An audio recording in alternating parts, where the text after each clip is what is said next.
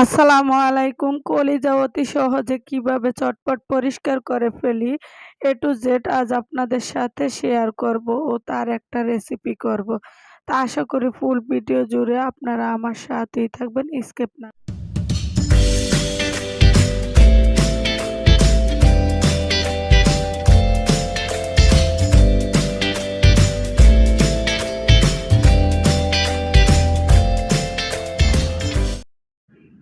কথা না বাড়িয়ে চলে আসছি। এখানে আমি ১ কেজি ওজনের একটা কলিজা নিয়ে নিচ্ছি। নিয়ে এটাকে আমি একটু টাটকা গরম পানি করে নিচ্ছি। এখন এটার উপরে গরম পানিটা ঢেলে এটা ঘুরিয়ে গাড়িয়ে একটু গরম করে নিব। গরম করার পরে এটাকে আমি অতি সহজে কিভাবে সুন্দর করে চামড়াটা উঠিয়ে ফেলি, দেখেন একদম সুন্দর করে চামড়াটা উঠে যাইতেছে গরম পানিতে রাখাতে। তো এরকম করেই আমি পরিষ্কার করে নিচ্ছি। তো কলিজা, গিলা, গুদা এরকম করে আমি সবসময় পরিষ্কার করে থাকি একদম অতি সহজে। কিভাবে দেখলেন উঠে গেল চামড়াটা। তা আপনারা কিভাবে চামড়াটা উঠান কলিজার বা উঠান কিনা অবশ্যই কমেন্ট করে জানাবেন। এখন আমি ছোট ছোট টুকরা করে এটা কেটে নিব। কেটে আমি এটা একটু ভিন্ন স্বাদের আজকে ভুনা করে নিব। সবাই তো কলিজা খালি ভুনা রেসিপি শেয়ার করে। তো আপনারা আজ দেখবেন আমি আলু দিয়ে কিভাবে কলিজাটা একটু ভুনা করি ভিন্ন রকম করে।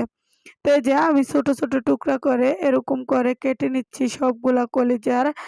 ভিতরটা যা যা ময়লা ছিল আমি ফেলে দিচ্ছি, আর উপর থেকে তো চামড়াটা উঠিয়ে ফেলছি। উঠিয়ে এটা টুকরা করে কেটে নিচ্ছি। এখন ভালোভাবে ধুয়ে পরিষ্কার করে নিব আমি। এটা সিদ্ধ পানি দেওয়ানে উম রক্তটা চলে গেছে। এটা এখন এমনিতেই পরিষ্কার হয়ে গেছে। অল্প একটু ধুয়ে নিয়ে আসছি। এখন আমি চুলাতে একটা প্যান বসিয়ে দিচ্ছি। প্যানে পরিমাণ মতো সয়াবিন তেল দিয়ে দিচ্ছি। দিয়ে এখন আমি আলু টুকরা করে কেটে একটু ভাজি করে নিব। কারণ আমাদের ঘরে সবাই আলু অনেক পছন্দ।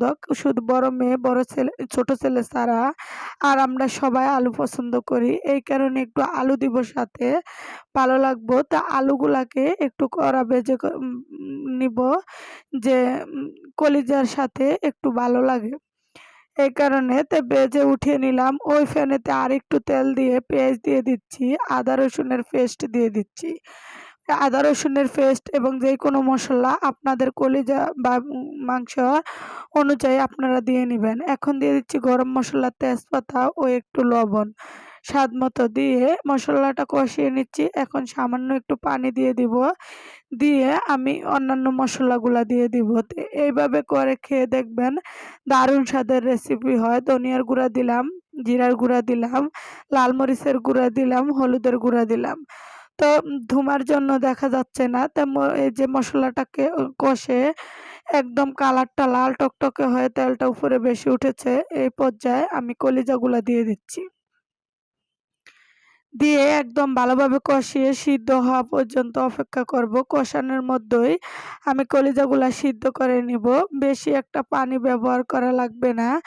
তো এই যে সিদ্ধ হয়ে গেছে, এখন আমি কষানোটা নেড়েচেড়ে একটু আলুগুলা দিয়ে দিচ্ছি।